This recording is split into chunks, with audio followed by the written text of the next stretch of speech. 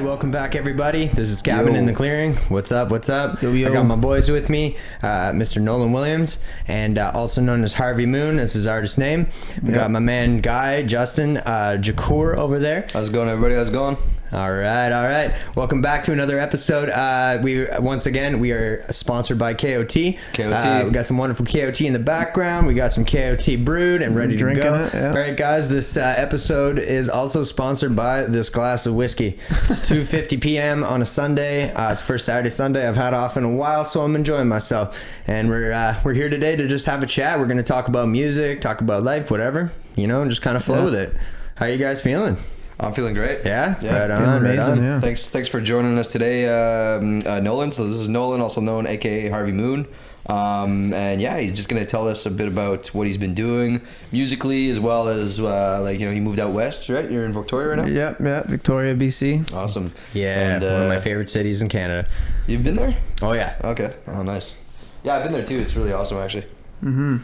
Yeah, I remember I was visiting a good friend of mine, Ocean, out there, and we actually ate at this restaurant that was right on a dock out by the planes, and it was like planes could actually land in the water, and they were all parked right outside of this place, and I'm sitting in this big glass window drinking a beer, and it was sick. Oh, that's awesome. Yeah, I think that's Milestones down there by the Empress. Yeah, actually, I think that is what it was. Yeah, it's where I usually go busking in the summertime. Yeah, that's right on. You get man. like hundreds of people going over. Yeah, so I've been, I guess music-wise, I've been pretty much just performing on the streets for a while. Had some gigs going to during the summertime, and they've died down a little bit right now, but one hell of a summer for music for sure. I was gonna say, considering all that was happening, like I was keeping up with you and stuff, and watching like the amount of playing you were actually doing, it like it was pretty stellar. Like to see that the consistency with it. So yeah. What's it look like when you say you're busking? Like, how much money can you make? What's a bad day versus what's a good day? Good question. It's a pretty wide range. When I first started last January, nothing was really open, so everyone was missing live music a lot. So I was making like $300 to $350 a day. Okay. And I was playing maybe like 2 or 3 hours, so it was super good money. Yeah, that is really good. $250 for 2 hours, 3 hours. Yeah, I was fucking killing it. I'm not gonna lie. Jesus Christ. I'll keep on hitting this thing. It's all good. But yeah, it's slowed down a little bit in the summer as things opened up. Yeah. But I'd say I was averaging probably $150 a day. 150 that's wicked, to 200. I mean, that's like working an 8-hour shift, for an average job kind of thing. Like that's great. Well, $250 a day. I mean, like that's really good. Though. Even $150, that's what I mean. Like it's like average. It's like $30 an hour if you work an 8-hour shift. Exactly. Yeah.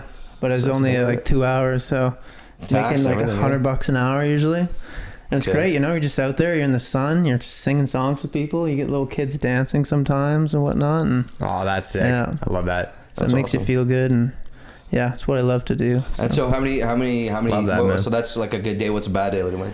Bad days, almost no money. Has it happened more often? Yeah, it's happened more recently actually. I've been kind of averaging maybe like $80 to $100 a day recently, and the last couple times I went out, I made like $5. Oh wow! Damn. Yeah, in like an hour.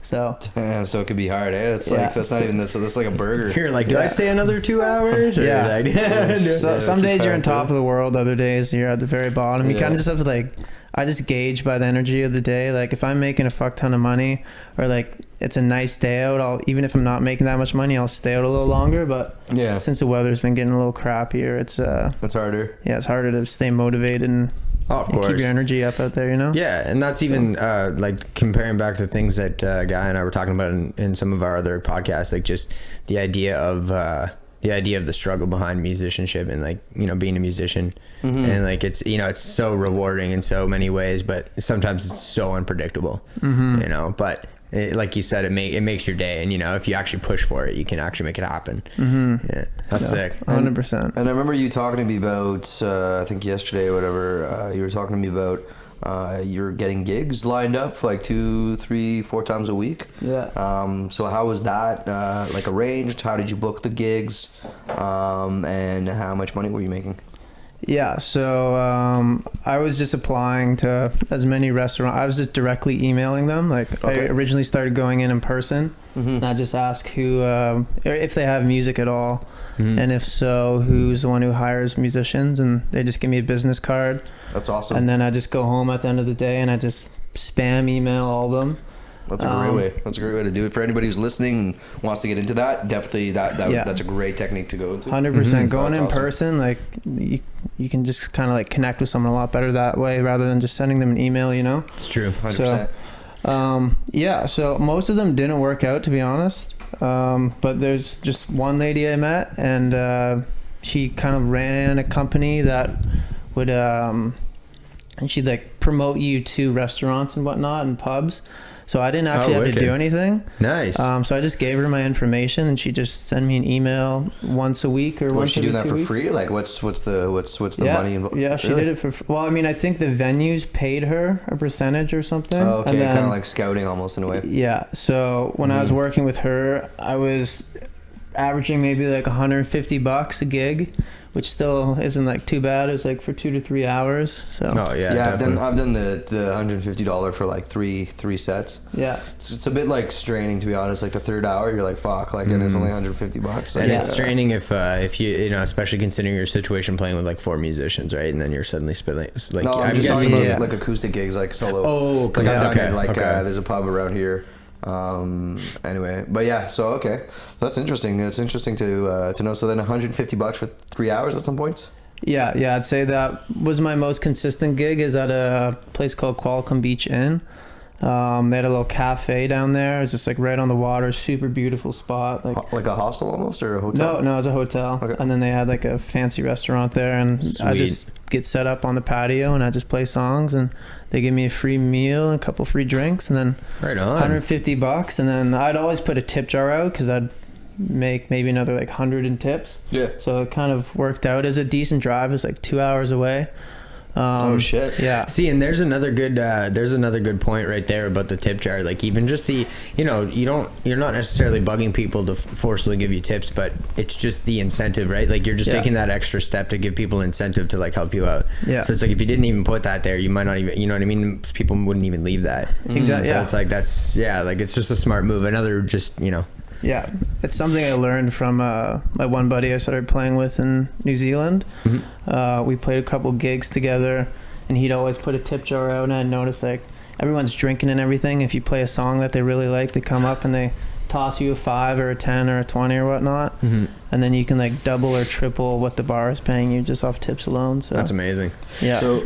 So from what I understand, so this is out in Victoria. So for everybody listening, Victoria, British Columbia. Yeah. This is where you're currently living. He's visiting for a couple days. We're here still in Canada. But one thing I want to know is, so you've done tree planting, right? If I understand. Yeah. And you've done a lot of tree planting. You've tree planted out west. So where exactly? And then have you busked anywhere during your tree planting? No, nowhere while I was tree planting. When I did 2 years in Canada and then 2 years in BC.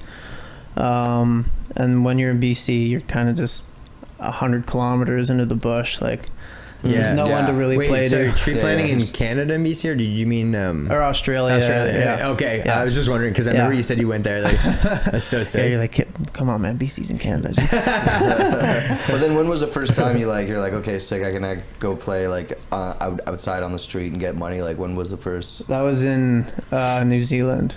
Nice. Yeah, when I really started going for it. I did it once here in Ottawa. Like the first time I felt like my music had value actually was when I was going to your house. Oh, yeah. I got a haircut right before, and I brought my guitar because we were gonna jam. And the barber started talking to me. He's like, "Oh, you play guitar?" And I told him, "Yeah." And he said if I play him a couple songs, the haircut's free. No way. So, wow. Okay. Yeah, I played him like 2 songs while I cut other people's hair, and he said thanks. And yeah, like that's the first time. Like, holy shit! I actually used my music to pay for something. That's awesome. And it shows the value to people, right? Exactly. Like, it's like that probably made his day. Well, that's cool for the guy. And he helped you. It's cool for the guy to be able to be like that too, you know? Yeah. It's cool it is true. Guy makes a good point. Like, it's good for him to actually, like, you know, reach out and say that too. Yeah. And like, yeah, he's in a good financial position. Yeah, this guy keeps falling on me. Oh, she's lean. Whatever. I feel Give like it a good little tighten on the bar. Oh, I've been cranking it the whole time. It just keeps falling. Oh, yeah. that's but all you good. can. Are the levels still good? Yeah. Oh yeah. Yeah. So it's fine. No, we're good. But yeah, I really started going for New Zealand because I just was running out of money. I couldn't find a job anywhere. And then I was playing guitar in my room, and I said, like, fuck it, why not just go out in the streets and literally do the 100%. exact same thing. Like, worst case scenario, I make no money. Yep. And I embarrass myself. Like, best case scenario, I make some money. And I had no microphone or anything at first. I was so fucking nervous. Like it's really weird when you think about it, because you're just walking down the middle of the street and then you just decide, this is where I'm just going to set up and randomly start singing. Yeah.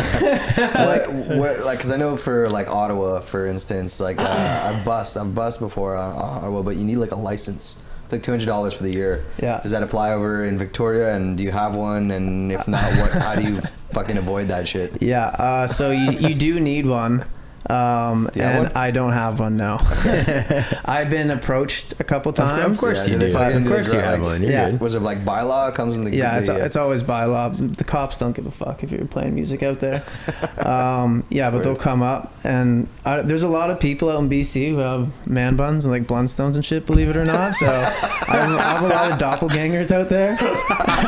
So they'll come up to me and they'll ask me for my license, and then I'll just play stupid. I'll be like, oh, what do you mean? I just moved here. Like, you need a license to play here? And it's happened on 2 occasions. That's and they're awesome. like, oh yeah, like no worries. Yeah, just go to the fucking city hall, and it's only like $70 or something, but I still just would rather not pay $70 and just keep doing it. Mm-hmm. It's kind of like, what's kind of weird, like how I feel like they just, I don't know, tax. I guess you're providing a service. I don't know how I feel about it. It's like you're using public space, so they're trying to get some sort of just compensation money, for, like, okay, you're using this for your own monetary gain, but it's also like, I'm playing my own music on my own dime in this spot. You know, it's like, is it really worth it? Well, there's also an area they're charging the people in parking tickets. You know. Yeah. There's an area called the Inner Harbor down there where you're having your drink, actually, where the planes were landing and everything. And that's $750 a year. Wow. Because you usually make like a killing down there. Prime location. But you have to try out for it. So you have to, like, if they accept you have to then pay fucking like American Idol style shit. Like, yeah, you walk in, you play a couple songs, and they're either like, you're great or you suck. Yeah, so, that's a no from me, dog. Wow. Yeah, so I've tried to go down there a couple times, but they're pretty intense about who can play or not. Like, wow, they have their own private security, and they'll be on you in, I don't know, like 10 minutes, maybe 15 that's minutes. Wild. But Jesus. even in those 10, 15 minutes, I make pretty good money. I mean, yeah, it's literally just like a big pathway along the water. Like, I don't know why they have their own thing going, but that's amazing. Yeah, it is what it is. So then you go to the one spot, you try it out for this other spot, and you busk in Australia. Tell us about that.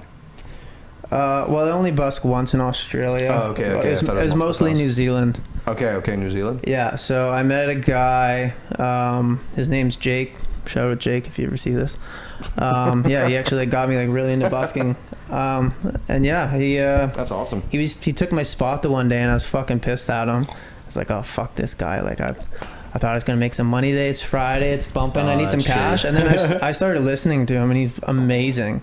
So I just sat there and watched him for a bit, and then some giant homeless guy came out. He's probably like 6'6", 6'7", like maybe like 300 pounds. Holy shit. He was panhandling just like, I don't know, like 20 feet away from him, and he was pissed at Jake because he was playing there and he was stealing all his money. So he came over to him and he essentially told him to get the fuck out of here. So yeah, I walked up to him, I like gave him some money, I said nice set, and he saw I had my guitar on me, and he asked if I wanted to go play by the harbor, and that's where we went, and we just jammed for the very first time. Just met like 10 minutes before that. And that's awesome, dude. Yeah, we made like $200 in an hour and a half. That's awesome. It worked and I out. was like, holy fuck, yeah. So he had an amp and a microphone, and he was nice enough to let me use that. So yeah, for the next, I don't know, 2 months maybe, I just meet up with him, and he'd do like a 45-minute set, and then he'd go off and do something, and then I'd use the microphone and amp, and I'd play for 45 minutes, and we just like switch. Oh, that's awesome, man. Yeah, so super nice guy. Oh, that's awesome. And yeah, And talk about mutual benefit, you know. exactly. Right? Mm-hmm. Yeah. There's sorry, I don't know, didn't mean to cut you off there. I just wanted to go and touch on a point. Last podcast we talked about like how like the fact of like, you know, being fearful and like not like kind of not giving a shit in a way, and like not letting that fear stop you. And you were explaining a good example of that, which would have been you know, when you were like, oh, I was so nervous the first time I was gonna go bust, but then like, you know, you're like, fuck it, I'm gonna go busk anyway. What were the thoughts going on in your head at that point in time, and how did you like overcome that, I guess? Because a lot of people are like, they want to, a lot of people are like, they want to, you know, they want to go and bust, but like, oh, I'm probably not good enough. People are always looking to break those barriers, you know. And so what's something, are you just like, fuck it, like, oh, fuck it, I'm gonna do it? Yeah, that's literally what it was. But just you saying that makes me think of, like, I have a favorite quote of mine. It's called or it goes, "You face your fears because your goal demands it." And I just remember that like really hit home with me when I heard that. That's wild. I dig that. Yeah, so I might have heard that around that time too. So I was like, we're kicking myself in the ass for not like fully pursuing music and whatnot. But yeah, it was mostly just like a fuck it moment. And I'd seen people busking in the street before. I wasn't doing anything. And I kind of just wanted to go and test my songs like in public, see if I could get some sort of response. Oh, that's interesting. Yeah, and some people like really enjoyed them. Like they came up and they told me like it's a great song. They asked me what it was. Yeah, it was really just out of boredom and financial necessity that I started doing it. But sometimes that's what propels you forward, right? Yeah. No, exactly. Yeah, and I just never really fully gone for music. I feel like I kind of like half-assed it for a long time. Like I'd tell myself I want to be a musician and whatnot. And try it as a real option. Yeah. I'd like record in my room and everything, but I'd never really like go out and play. Like we played in a band together, but we didn't like play that often. No, like I wish we would have played more. Yeah. And honestly, man, I'm stoked to make more music with you and do more recording. Yeah. Some good stuff that's on the the way, thing guys. too. Like even me, like I mean, I've been trying. Like I can't say I've half-assed it, but like I still feel like, you know, like there's room for improvement for sure. Yeah. Like I did go like pretty hard, like not hardcore, but then like and then there'd be times I'm like, oh, I'm not making it, you know, like as a musician. So I'm like, oh, okay, and then I just slow down. But I mean, you're doing like cross Canada tours and stuff like that. That's definitely not half-assing it. I'd like, to me at least, like that's going for it. Yeah, but I mean, like in a way, it's like you know, I obviously you can't think this way, but it's like, well, look where I am now. Like I'm not like I still haven't broken like the music, you know, like I haven't broken out of being underground, you know, in my city really. Like I'm still underground if you think about it, right? But the thing is like at the same time, it's like, you know, it's like, well, whose fault is that? Like, is it because it's because I'm not trying hard enough? That's what I mean, you know. It's like probably 75% as opposed to like 110, you know. So that's the way I see it, like that. And also too, it's like there's no time limit. Like there's no rush. Like, you know, I just actively work on it and just keep going and just never stop. And eventually, I think that I'll get there. You know, I think everybody will get there if they really try. You know, totally. So I think that's the point. It's like it doesn't really matter like where you think you're supposed to be or where you are. Like for sure, you could like work harder and, you know, maybe, you know, gain traction quicker, but like I think it's all about the process. But another question that I really wanted to know is, you said that like, oh, you're in your room and you're recording, so tell us more about that. Like what do you do? Like what's your background? Like I know your background, but for people who are listening, like, you know, maybe tell them like you went to school, started like that's what you did, right? Sure. Yeah. So yeah, I went to school. That's where I met Justin, and we became buddies and started a band and everything. Yo, met my man in music industry. Our love just flourished from there. Yeah. Yeah. So I've always been me every day. I've always been into making music. I started just like fucking around on my dad's laptop on GarageBand and shit, and I was always just like really pissed that I couldn't get things to sound like I heard them in my head. Oh yeah. So I'm like, oh fuck, I need to go and learn from the best of the best. And I found the music program at Algonquin, so I grinded for a good like 7-8 months tree planting, and I worked on a solar farm over the winter time, saved up all the money for it. Yeah. And then I went to school and Yeah, we graduated and learned a decent amount of things for sure, but yeah, I kind of wish, honestly, that I would have just taken that money. Like, I really like meeting everyone in the school, but if I would have, like, this, because the program was expensive, it was like 20 grand overall. 20 grand with everything. That's some coin right there. Yeah. So if you spend like 20 grand on yourself as an artist, like going in a studio, just like learning the best of the best with an engineer, because I was pretty much only into the recording side of things and like songwriting and whatnot. So, right, and this is based on a lot of business, live production, or live sound. Yeah, and then there's all the elective courses that you have to take, you know, and like it kind of just took away from what I really wanted to get out of the program a little bit. But like the teachers and everything in it overall were really good. But yeah, I was just gonna say I wish I kind of like spent the 20 grand just like all myself as a musician. I feel like I might have like gotten a little more out of my money, but either way, I still learned a lot of like really important things, like how to use Pro Tools, whatnot, and I'm really efficient in that now thanks to the program. So yeah, I just kind of have a little studio set up in my room. Whatever I make from like day to day, it really varies. Like I have a pretty wide range of music that I listen to.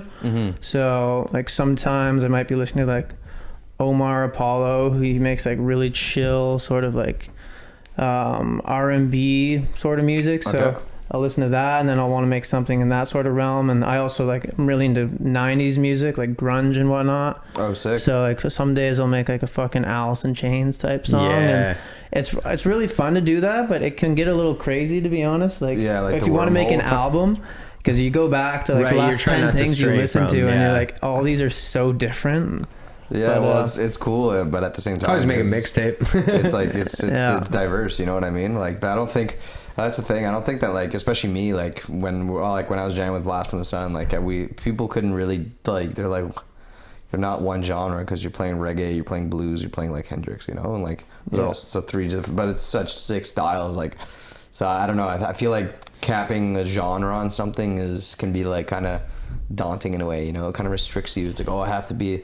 No, just at the end of the day, it's like, fuck that, man. I just want to make music. You know I feel that. You know? But that's another thing we learned in the music program is like, because when you're an artist, if you want to make money from it, like you got to be a brand, right?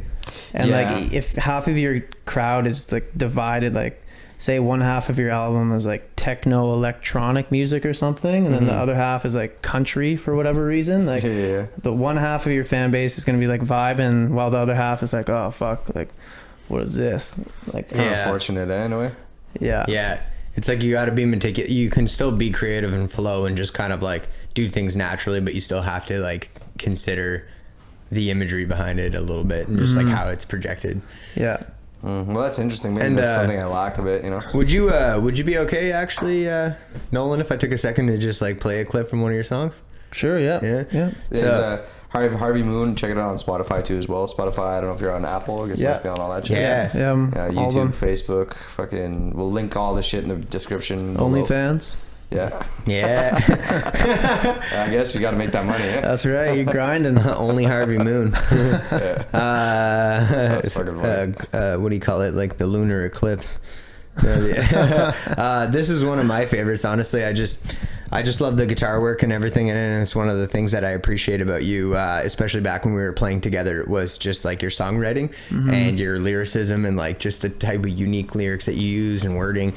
And this one's called Out of the Black, and I won't play the whole thing necessarily, but just to kind of get an idea.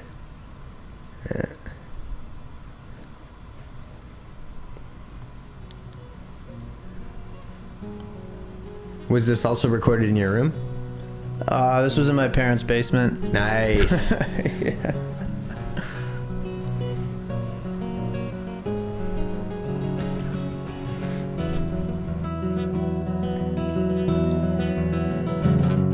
You're out of the black. Why don't you feel alright? You're out of the black. Why don't you sleep at night? From time to time, sink deep down inside. Nice beat, alright. Thank Thank you. That's awesome. I did that. A really unique voice, I must say. Yeah, Thanks, man. That's Yeah. another thing I've always loved. And actually, I was gonna say I'm not gonna kind of like reveal anything too much yet, but I actually do have Nolan's vocals on one of my rap tracks. Oh yeah, it's a sick As song. yeah, collaboration with Jacob, Chronic Color. Sick. I'm so stoked. And I was gonna say, yeah, that's one thing I've also appreciated about you always is like your unique vocal. But yeah, that's one of my favorite songs. Love the guitar work, and it's just, I guess like another reason I kind of showed that was this is proof of, you know, if you really put your mind to it, you can kind of do your own productions and just like your own music and like, or really anything, regardless of if it's music or not. You can just kind of like take the time to, you know, put in the effort, and it's fun. You probably had fun doing it too, right? Yeah, Like I once you get in definitely the did. flow, like Yeah. even if it's work. Yeah, I mean, yeah, music to me too is, I mean, to all musicians, I feel like it's kind of like therapy, you know. So I tend to write 100%. music while I'm going through like the hardest times, and like I faced depression quite a few times in my life. So like that song in particular is about that. Like you're in a good situation, you're out of the black, like out of the darkness, you know. But you're still like feeling like shit, and you just like you don't know why. And yeah, that's what that song was about. Why do you Okay. feel all right? Yeah, we don't know Ooh. why don't you feel all right? Oh, sorry. Why don't you feel Yeah. all right? Okay. Yeah. So yeah, that's I was feeling pretty low when I recorded it. So, but I mean, I always feel better afterwards because like you take your sadness or whatever you're stressing out about, and you can like turn into something beautiful, like a song, you know. Absolutely. Mm-hmm. And I mean, I've 100%. had days straight up. I was like driving to work, just listening to it, and it was just, you know, it was just kind of one of those mood days. Thanks, man. And yeah, it's like a relief. It's funny how there's a contrast in human nature where you can hear something sad or something that kind of provides like maybe a sadder emotion, but it brings you joy, it brings you peace, because it's like you said, even if you're the listener and you're not the one projecting it out, it's like it touches you in a way that makes you like makes you realize that the sadness is kind of like beautiful and you can get out of it. You know. Yeah, it's like I don't intend on like songs like that to like make people feel sad. It's kind of like I'm really into awareness. That's a good way So to like put it. Yeah. being like when you're feeling depressed, like being aware about it, and then like trying to change it, because there's things that you can do, obviously, like exercise and Yep. eating healthy. Even it's like really small things, making your bed in the morning, just like doing there's what a huge little good for you. like thing about like psychology about like actually making your bed like first thing in the morning when you wake up. Yeah. It gives you a sense of accomplishment. Yeah, Yeah. exactly. That's very important, That's yeah. the phrase for it. It's a sense of accomplishment, and it's like your first task completed of the day. You know, you've made your space more comfortable and more cleanly. Yo, do you mind passing me that bottle over there? Oh, dude, I'm gonna join this train. absolutely. Why not? Getting on the whiskey train. It's the holidays. There. Who gives a All fuck? right. No name. Cabin in the Clearing, sponsored by whiskey. Unnamed whiskey. Cause I might join the whiskey train if that's possible too. Oh yeah. You know why it's 100%. unnamed? You know why it's unnamed whiskey? Because honestly, we don't know about sponsoring shit. We don't know Get on about the podcast. Yeah, dude. Harvey Moon will be right back. All right, we're gonna take a brief Pause. intermission here, guys. I love the power of technology. I can premeditate doing a cut there, making it look cool. I'm gonna add a little funky sound effect right here. Sweet.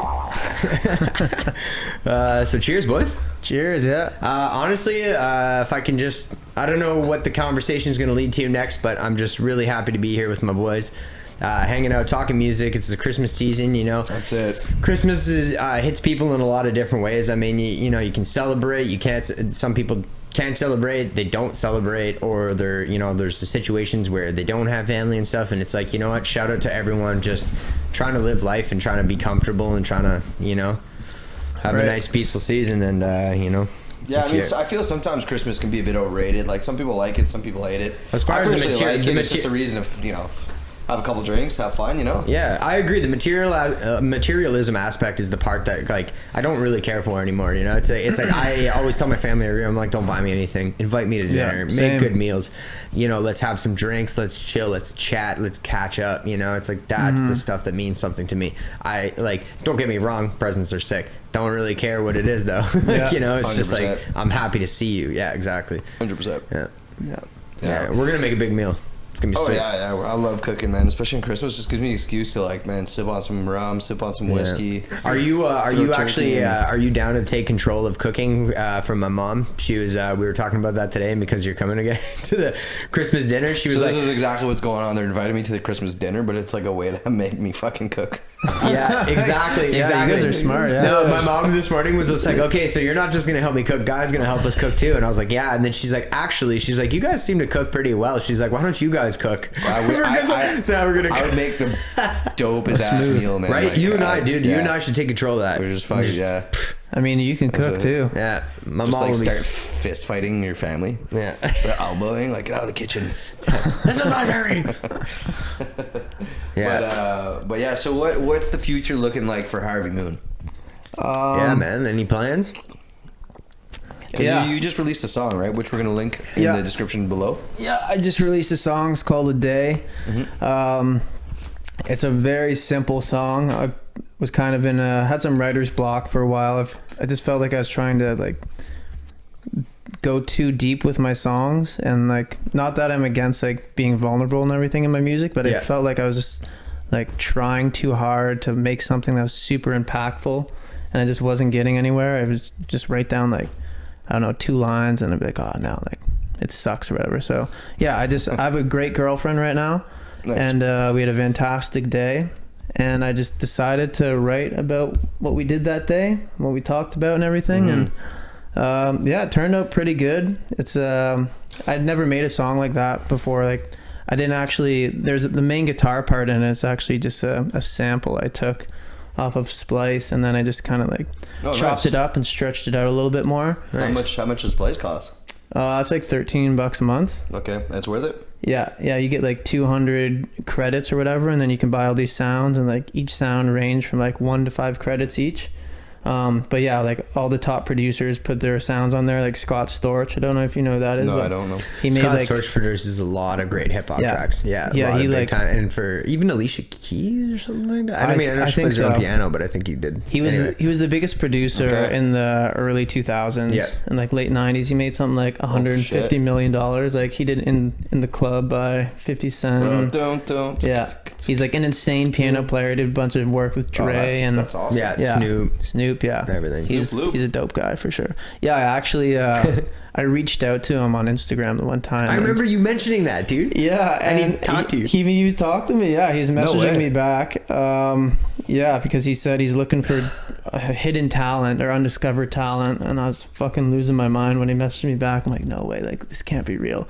And then all that it came to was that he would say my name at the start of a song for $10,000. So I obviously didn't go that route because I could spend $10K somewhere else. But he's like, all right, man. Recording an entire album. Yeah, exactly. He's like, well, I wish you best of luck, and yeah, peace, essentially. But So wait, you had to pay him $10K? yeah, and he would have been like, it would have been just like a shout out, like, this is Harvey Moon.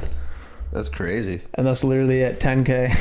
I don't know, man. I don't know about. Like, is this like a legit Instagram? Like, was it him? Yeah, verified. Wow. Yeah, the real deal. But yeah, so I didn't go that route. But yeah, in terms of future with my music and whatnot, I think I'm going to take a little break from it. Okay. Yeah, I've just been going at it for a little while now, and I've come to a point in my life where I want to explore other things I'm passionate about. Sure. So yeah, that's fair too. like I have a passion for outdoors, Okay. which is why I went tree planting before, like 4 times actually. And you're gonna get into firefighting too, right? Yeah. Like you were saying. So Yeah, wildland firefighting. Hopefully. What was? Well, I do want to. There's another point I want to touch up on, but what 2 points was your firefighting, and that's because that's interesting to me too. Like it's pretty hardcore to do firefighting, especially right now. Like out west, like or just this summer, there was so many forest fires, and so there's probably huge demand, and there's like actually work to be done. But the thing I wanted just to briefly before we go on that, I wanted to touch on was because I think that we can all collectively add to this is just like writer's block, like you were saying. Sure, so, yeah. especially for people who are listening, like what does writer's block? I mean, I guess writer's block look like, but obviously everybody kind of knows what writer's block is. But what kind of have you built tools over time to kind of help you surpass these struggles in a sense?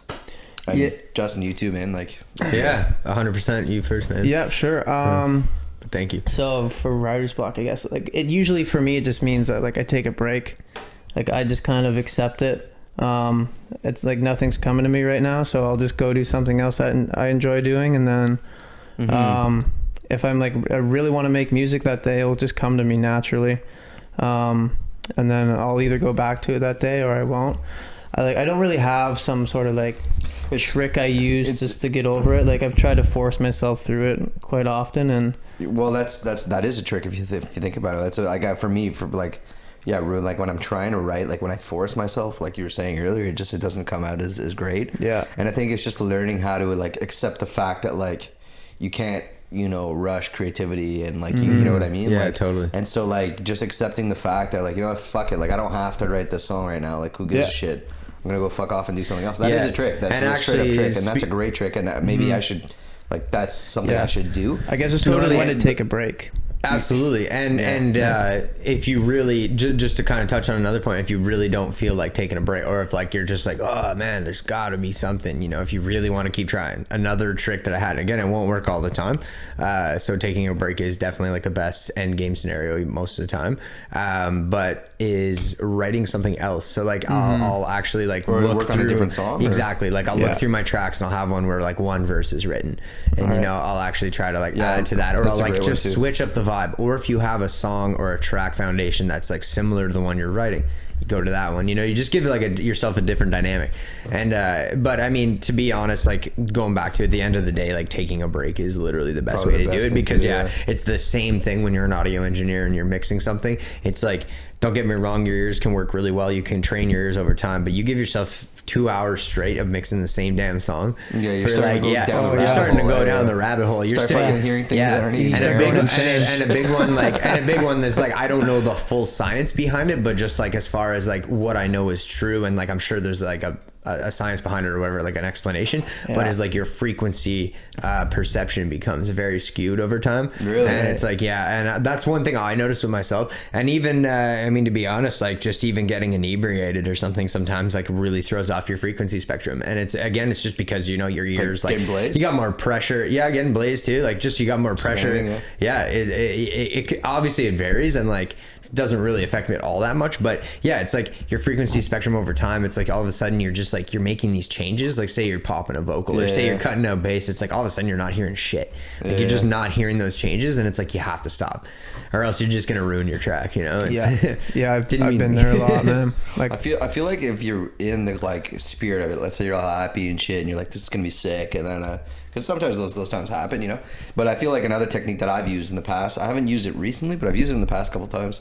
It's like creating, it's something that I learned in school, ironically, when I was a kid. It was like what we talked about the other day. It was like creating a spider web of words, you know? Yeah. You're like, you could be like, let's say you're just like anything that comes to mind, like burn or burning, you know? And then you can like spider web to fire. And then you can like desire. Oh, that's a good idea. And you write it all, and it's like a page, and you have all these different things. Yeah, light. Like, just start to get your fucking juices flowing, and you know what I mean? Like light. Right. You connect ideas, and then there's always going to be that one that, funny enough, that's actually Dick Cooper, one of the teachers from the Cooper Brothers? From Cooper Brothers, MI, really awesome Canadian band, MI program. He was my songwriting teacher for one of the semesters, and that was actually one of his techniques. That was literally one of his techniques. Was like spiraling up, because sometimes you're trying too hard to think of a theme, and that's actually a huge issue I run into, is like sometimes you're thinking too hard on a specific theme, and you're not giving yourself the creative flow to just like think of ideas that could be relative. You're just more like, oh, I have to have something related to this topic, you know, and you got to connect those ideas, because sometimes also creativity comes with like a line that's symbolic of the theme, and it doesn't necessarily have to be a line that's like directly related, but it's like something you're saying or singing that just sounds cool, but like it like relates to the main theme, you know? But it's like almost like concentrated too much on like themes and like storytelling and shit like that. Like a lot of times I write the songs, I have no idea what they fucking mean. Like I literally like like Yep. lyrics, and like I don't know what it means. If you think of it though, that's coming from a place of true emotion though. At that point, that's like your which is really subconscious. great. Yeah, that's Really, your subconscious writing, because you're not thinking of the theme, you're living the theme. Like whatever theme you're creating is coming from within. Like people ask me like, And, yo, what is I gotta be honest, it's kind of funny. I don't know, dude. No, Like, and it's kind of funny you say that though, because like with a lot, no idea. it's funny to see that contrast though between songwriters and shit. Is like that's actually something that I deal with. Is like I choose themes a lot. Like I like sit and I'm like I hear a beat and I'm like, okay, what am I going for here? Mm-hmm. You know, all right, like romance or like, you know, whatever, and then I'll kind of stem from there. Oh no. Yeah, I'm just trying to fix this. This keeps just like We are experiencing technical difficulties. Technical difficulties. Are my hands just oily or? Is it Sir, we are experiencing technical difficulties. And we're back. To be honest, we don't know where we left off, so here we go. yeah, it kind of. Oh, we're talking about songwriting. Yeah, Right. songwriting. And getting over writer's writer's block. block, yeah. Yeah, getting on the writer's block. Yeah. Honestly, like, it's weird, man. It's like the thing that becomes tricky with this is like, and this is, I'm just saying this for like because this is how like it kind of sucks. Is like sometimes when I'm trying to write, like, and then I'm like, okay, it'll come back to me, like you're saying. But then at the same time, it's like, come back to me when, like. You know, it's been like, I don't know, I haven't really written anything. Like, I wrote something musically, but I didn't write anything. It's been like, I don't know, maybe a month or two. I haven't really wrote down any lyrics, you know what I mean? So then it becomes as like, shit, I actively have to also try. You know what I mean? Like, I have to go and write songs, you know what I mean? So Yeah, then like almost like forcefully in a way. Well, like, you have to, because if you want to keep the fucking shit going. So it becomes fucking like a really weird, navigated, like, okay, I know I got to like produce like, you know, a song, but at the same time I don't want to force anything, and I don't want to like, I know, you know what I mean? It's such a wicked balance. But I have to be actively trying to like do it, you know what I mean? So it's like, I don't think a lot of people understand like the complexity of songwriting. It's true, because unless they actually do songwriting, you know what I mean? Absolutely, because it's a really intense balance of time and place and consistency at the same time. So you're trying to be consistent, but it's also like, well, I can't just make it out of nowhere, you know, necessarily. No, it's 100% Even true. though it does come out of nowhere. Like, that's the weirdest thing. And yeah, it's the best stuff when you're not trying, it just flows out of you. Yeah. It is, it's true. And then, and then especially when, you know, you start creating just like anything musically, you know, especially when you have like your own program and you know how to like navigate everything through there, and you can just add and just like, well, it can be a rabbit hole too, like vocal layers, all that shit, you know, so I don't know. I think it's really, I mean, at the end of the day, music is just such a powerful things on so many levels that it's hard to encompass one thing. It's hard to, you know, it's hard to like, you can just do so much basically. It's a language.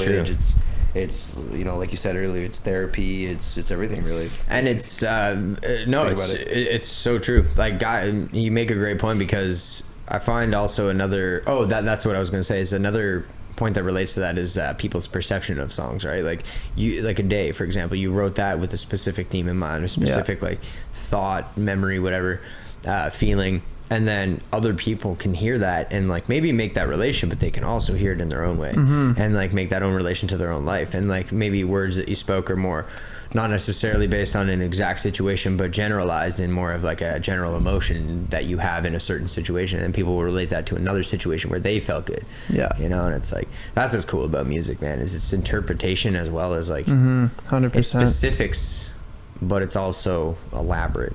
Like, going back to what you said about being elaborate and vibrant, and like 100%. or I think you used that word anyway. So but I guess the main points for that is just like, man, I mean, it's like, just keep trying, and if you know, if you get writer's block, walk away, but actively still work on it. Like, fuck.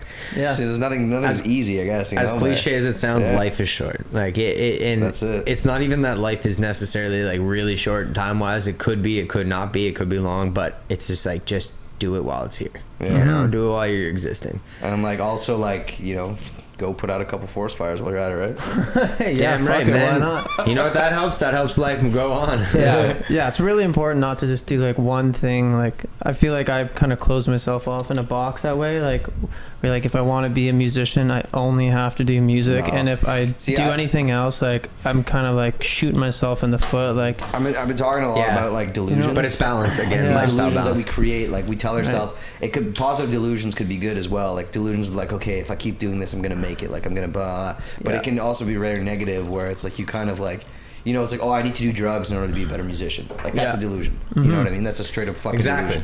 You know? I need to drink fucking lean or like do Xanax to fucking rap better. Like, that's another fucking delusion, right? So that's directly what like you're just saying, you know? It's like, oh, I want to do all these different things. Like, for me, like, I like finance and shit. And then I'm like, oh, but like, I need to like do this to be a good rock and roll musician. It's like, no, it's bullshit, man. You know how many people in the industry like rap and shit are hustling? Like 50 Cent with vitamin water, for instance, you know? It's like, I want to learn about stocks. Like, I want to learn about savings accounts. Like, I want to learn about, I don't know, crypto. Like, you know what I mean? And I can. And like, that should not, you should just do all these things because all those things will define you, man. It will help you write better music at the end of it all. It doesn't mean you're any less of an artist just because you want to get your life together a little bit, you know? Exactly. I have a great relation to this, actually, of a really good friend of mine, a videographer, did business in school and graduated for business. Is this Ryan? Yeah. And actually. And the one who made your video, Red Silk? Ryan Parent. And again, like, I'll ask him in the future. Correct me if I'm wrong. I'll ask him. But he did business as an actual like education, like a school thing, and then chose to like learn videography on his own. Oh, really? And and like took the steps to just like learn videography techniques, learn the equipment needed, the methods, and now that is his career. Like, he is, you know, doing video, like doing commercials for the government. And the army and stuff. And it's like, it's crazy to think about, though, because the reason I brought that up is it's relaying back to your guys' point about education and just like knowledge is just power. Because I was like, well, if you're a videographer, you're doing your, especially if you're doing freelance stuff, he's doing videos for me, like things like that, you're doing your own shit. It's like business is probably such a key thing. Like, that is one of the most integral things that you could have as a knowledge base. Yeah, exactly. It's so relative. 100%. Especially, it's like, oh, I want to be a videographer and I want to make my own business and like create my own company based on this. Boom, you've got business like, fucking experience. You know, like, you need to learn both avenues, but once you do, it just starts compounding. Exactly. And then instead of you being like a videographer who's relying on a business manager or like somebody to run things in the background, it's like, you know what you're doing. You're in full control. And that applies to anything. That applies to, and going back to points we've made in the past, just that goes back to musicianship. It's like, don't get me wrong, it's great to have a marketing team. It's great to have like promotion, especially when it's going to help you burst into the scene. But it's like, if you can learn to do as much as possible on your own, your success rate is just based on your own volition. Like, it's, I don't know, I hope that was the right word for that, but it's based on your own 100%. Yeah, I agree. But I think it is very important to have a team of people, though, too. Like, because I think it's easy to get caught in the trap where you want to do everything yourself, and like it can be really taxing. Like Chris, it's finding those right people for the team is, I guess, the right people. Like, taxing is. But I agree. You're right. It's fucked, man. Like Chris, you know, like Mime.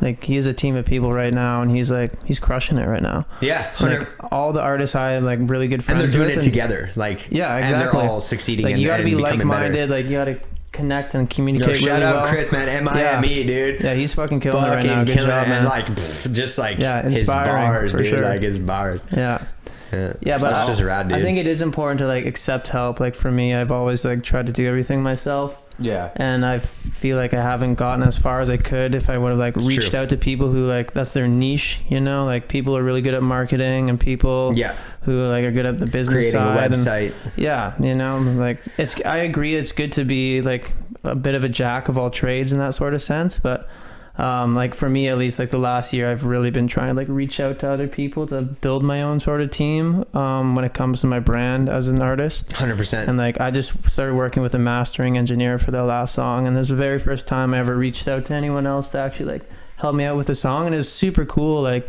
the guy knows his shit. He has a sweet studio in his house. That's awesome. And yeah, just kind of like opened my eyes to like the other possibilities. Oh yeah, and I guess also just like working with this girl the past summer who's booking me these shows. Yeah. Like, I didn't have to do anything. I'd just be like hanging out at my house, and then you get an email and there you go. Like, there's some money for you, and it's like it is good to like search and everything yourself, but all I'm saying is that like a team. No, it's true. No, and that's where the fine line comes. I've always tried to do everything myself too, so I can totally relate. Yeah. I think there's a lot of it like man, maybe I should just like, you know, take your advice, but like, yeah, for me it's like I think a lot of it myself, like I'm doing a lot of it myself, but also it's because I'm like down to do it, you know, at the same time. So, but like at a certain point, like, you know, like when we're gonna drop our merch for Camel Clearing, like I'm gonna help with the designing and stuff like that, but I'm not gonna go like we're gonna work with Jessa, you know what I mean?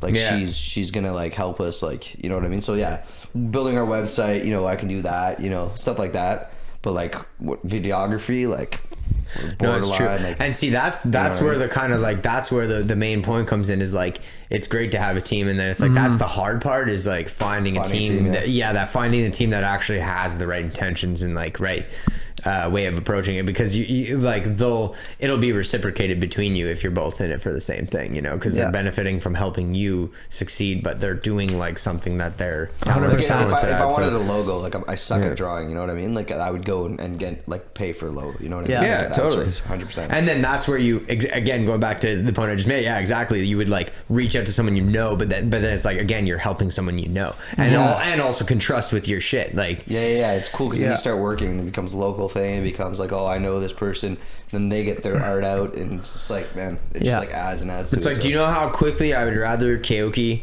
drive his ass out here in his truck and give me a bunch of tea than go to the store and buy Twinnings, you know? Like, don't get me wrong, no offense, I'm not bashing a specific company, I'm just making a point, you know, like it's promote your bros just, and everything out there. That's one small thing, but local businesses, I mean, for sure, like, dude, like, how much is what? I mean, this tea's bomb as fuck, and it's like, what, $20? Super good. It's like $20 for a big bag or something, like $20 for a large bag, and it's like, man, if you make large teapots of it, it's like, that's probably at least. And especially if you don't go crazy and use a bunch of it like we do, you can let it steep for at least 10 minutes with a small amount and it'll still be flavorful. And it's like that would last for like, I use so the same many leaf for, it was like $20 for a double. You can get like 2 pots out of this. Easy. 100%. Yeah, man. You know, Mother Nature provides, yo, and it's like, that's right. Yeah, I always double, triple up the tea. And that blend too is pine, which is super awesome. Oh, dude, the pine, again, going back to the upliftingness, like it makes you really feel. I'm not drinking pine, I'm drinking whiskey, but whatever. Yeah, it almost looks exactly the same as the tea, actually, looking over there right now. Yeah, it's the same color, that's for sure. Careful. So the thing too is like, I wanted to know a bit about like why you chose firefighting. Right, so I have a passion for outdoors and everything, and then I just like, there has been a lot of fires recently, and I just want to do something that actually makes a difference in the world. Like, I hate just being like a salesman or something like that, just selling like stupid shit, you know? Not I'm bashing sales, but like I've done it. I personally, it wasn't for me, but... I know, but if you're just working in some like retail spot, like you're probably not going to be enjoying or at least for me, like I really didn't enjoy like forcing people or trying to force people to buy other things they don't need. Just makes me feel like kind of slimy. So going out into the woods, like you get fresh air, you get exercise, like 2 things I really love. And then you're just like, sounds like some hippie shit, but like you're saving some forests and everything. You could be saving people's houses. There's a lot of towns that burned down last year, actually. Yeah, was that the one with the sparks from the train track because it was so hot? In Lytton? I think so, yeah. Or something like that. I heard there was a story where like there was a train going by and there was like a spark that happened and burnt down the whole fucking town. I'm not sure if that was Lytton, but Lytton burned down. I think there's 2 or 3 places that burned down last summer. Like it got stupidly hot in BC. There's a heat wave. It's like 50 some degrees. Like, holy fuck. Insane. Yeah. You think that's global warming? Yeah, I think so. Yeah. I think there's like no denying it really. Like the weather has been fucked the last couple of years, and like that heat wave that we had, they said there hadn't been anything like that for 150 years or something. Oh, or 200 yeah, it definitely years. has to be something like related to that for sure.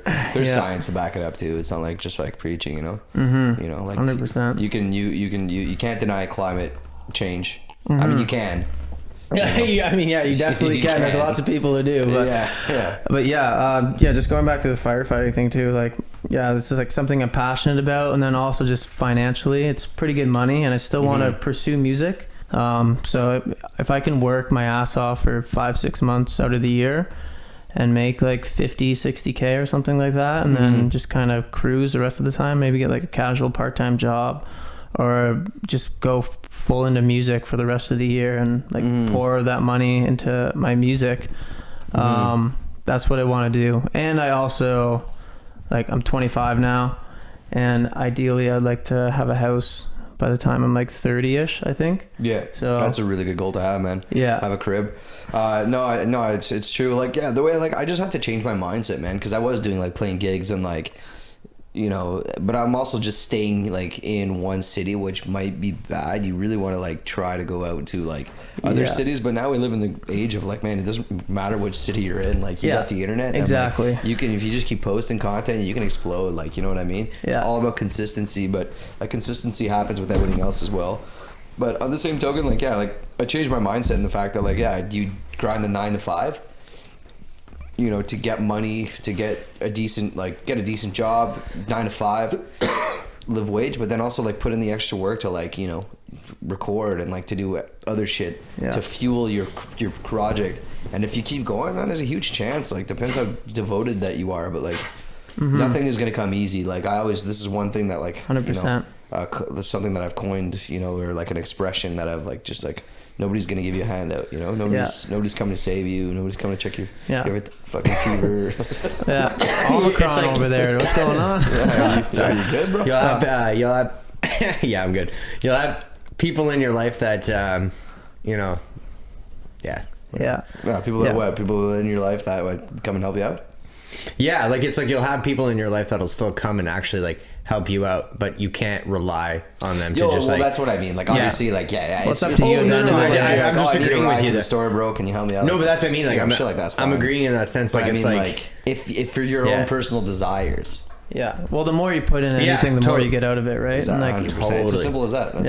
That's an awesome thing to say. Like 100%. Financially too, I think that like says a lot. Like when I was speaking about a team earlier too, I've kind of been afraid to invest like decent amounts of money into my craft. You're like, like what if it doesn't work out? Like $200 to get a song mixed, or $300, or like however much money it is, and it's like $1,000 for marketing. Like it's the weirdest fucking thing. It's like it's so expensive to fucking like put out music video. It is, mixing, mastering, studio time, blah blah blah, and you get like no money from anything.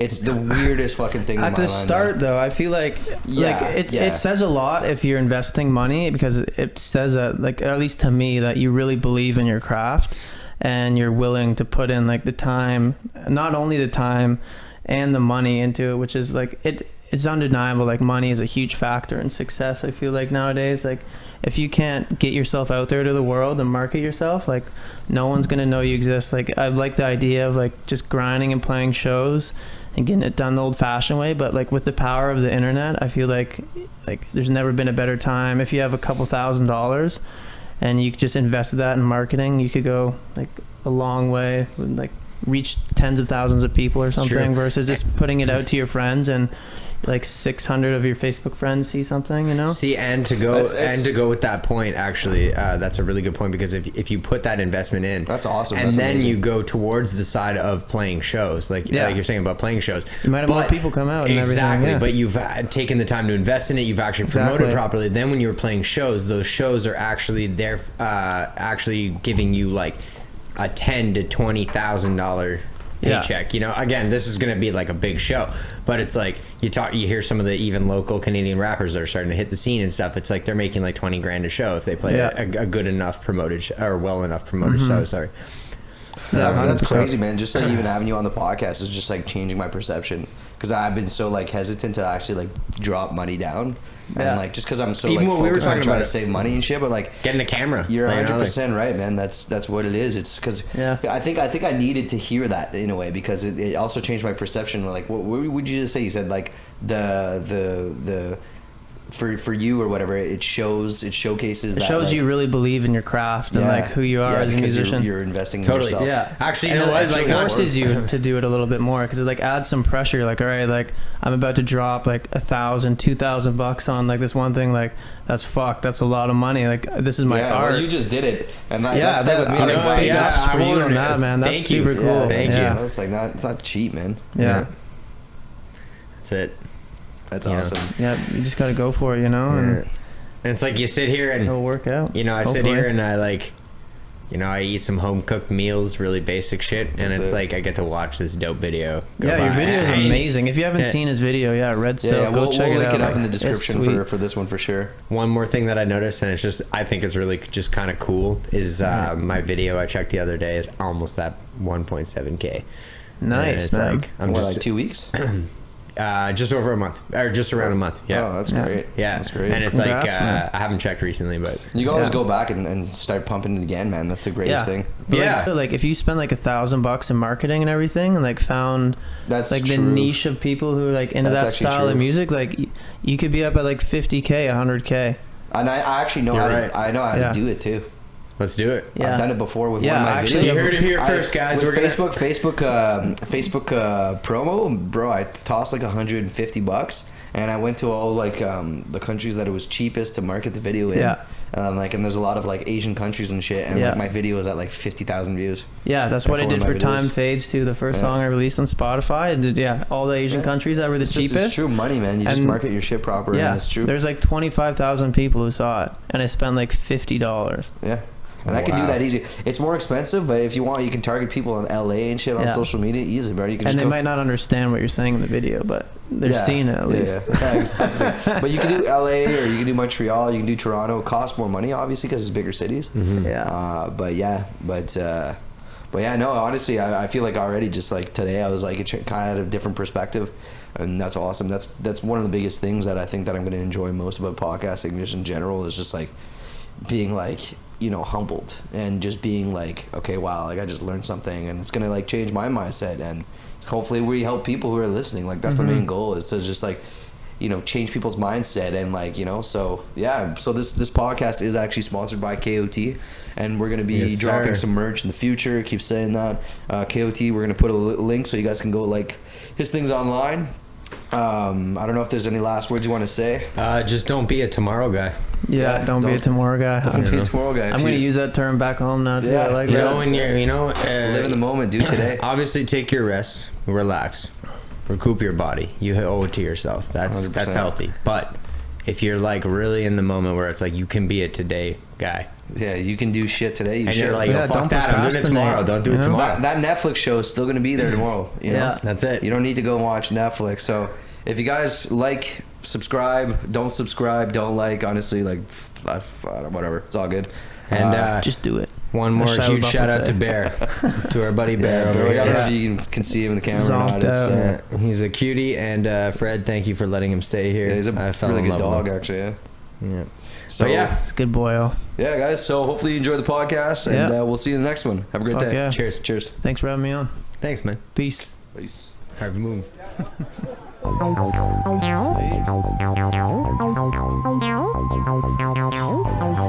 you.